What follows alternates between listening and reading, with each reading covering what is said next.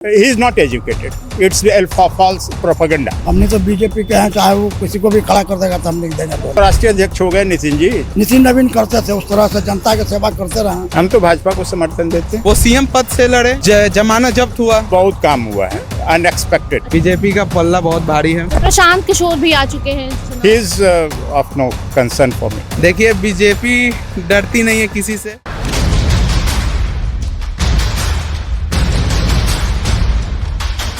नमस्कार, star TV Bihar देख रहे हैं आप और मैं आपके साथ वंदना। देखिए बांकीपुर उपचुनाव में नामांकन की समाप्ति होती है और माहौल और भी ज़्यादा गर्मा जाता है, क्योंकि बीजेपी की उम्मीदवार एक तरफ हैं, दूसरी तरफ जनसुराज के प्रशांत किशोर और तीसरी तरफ रेखा गुप्ता। मुकाबला त्रिकोणीय है और बांकीपुर के लोग क्या सोच रहे हैं, माहौल क्या है, यही जानने आप पहुँचे हैं जनता के बीच और जानेंगे कि क्या लग रहा है इस बार बांकीपुर में जो उपचुनाव है, कौन बनेगा राजा, किसको आप लोग समर्थन दे रहे हैं? हम तो भाजपा को समर्थन देते हैं। अच्छा, बीजेपी का गढ़ तो माना जाता है, ऐसे में कैंडिडेट भी बीजेपी ने चेंज कर दिया, इसको लेकर क्या? तो राष्ट्रीय अध्यक्ष हो गए नितिन जी, तो फिर तो जो कैंडिडेट नहीं, नितिन जी तो वो गए तभी नया कैंडिडेट आया Neeraj Sinha.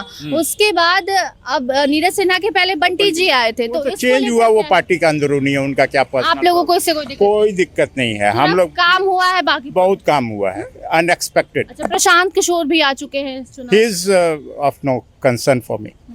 He is of no concern for me. But he is very educated. He is not educated. It's false propaganda. It's simple false propaganda.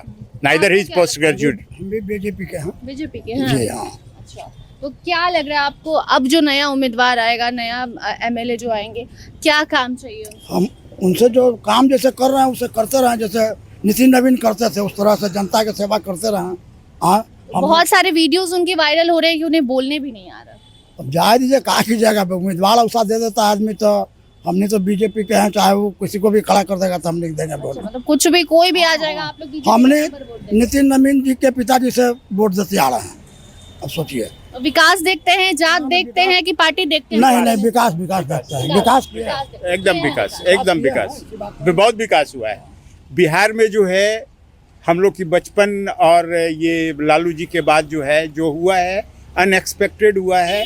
और बिहार का ये हालत तो देख के हम लोग को बहुत खुशी होती है। When I drive on highway, you can move freely everywhere. Policing कुछ नहीं थी, आज पुलिस इतना फ्रीली घूम रहे हैं कि चले जा रहे हैं दिल्ली मुंबई जॉब करने। नहीं, वो जॉब करना तो वो है, पलायन तो हो रहा है। एजुकेशन में काम करने की जरूरत है, एजुकेशन में काम करने की जरूरत है, बस सिंपल। तो बांकीपुर के लोग क्या सोच रहे हैं, यही जानने हम आप पहुंचे हैं। बांकीपुर में उपचुनाव है, त्रिकोणीय मुकाबला है, क्या लग रहा है किसका पलड़ा भारी है? देखिए इस बार बीजेपी का पल्ला बहुत भारी है। अब बांकीपुर की जनता ने मन बनाया है कि भारतीय जनता पार्टी ही जीतेगी, क्योंकि इस बार एक कार्यकर्ता जो हमारे साथ काम किए, बूथ मंडल और हमारे साथ कार्यकर्ता काम किए, आज उनको राष्ट्रीय अध्यक्ष श्री नितिन नवीन जी ने मौका दिया। सम्राट चौधरी जी के नेतृत्व में आज एक कार्यकर्ता को दिखाया कि देखिए एक कार्यकर्ता है। नीरज सिन्हा की आप बात करें, इसके पहले बंटी जी को टिकट मिला और वो अचानक से बीजेपी ने टिकट छीन के दूसरे को दे दिया। उन्होंने भी कह दिया कि पारिवारिक रीजन से हम नहीं लड़ सकते चुनाव। ऐसे में क्या प्रशांत किशोर से बीजेपी डर रही है? देखिए बीजेपी डरती नहीं है किसी से। अब बीजेपी बहुत पुरानी पार्टी है, हम सब किसी से डरते नहीं है। अब पहले प्रशांत किशोर जी की बात आई तो यहाँ से प्रशांत किशोर जी बांकीपुर विधानसभा में नहीं जीतेंगे, क्योंकि जब बांकीपुर में थे वो सीएम पद से लड़े, जमानत जब्त हुआ।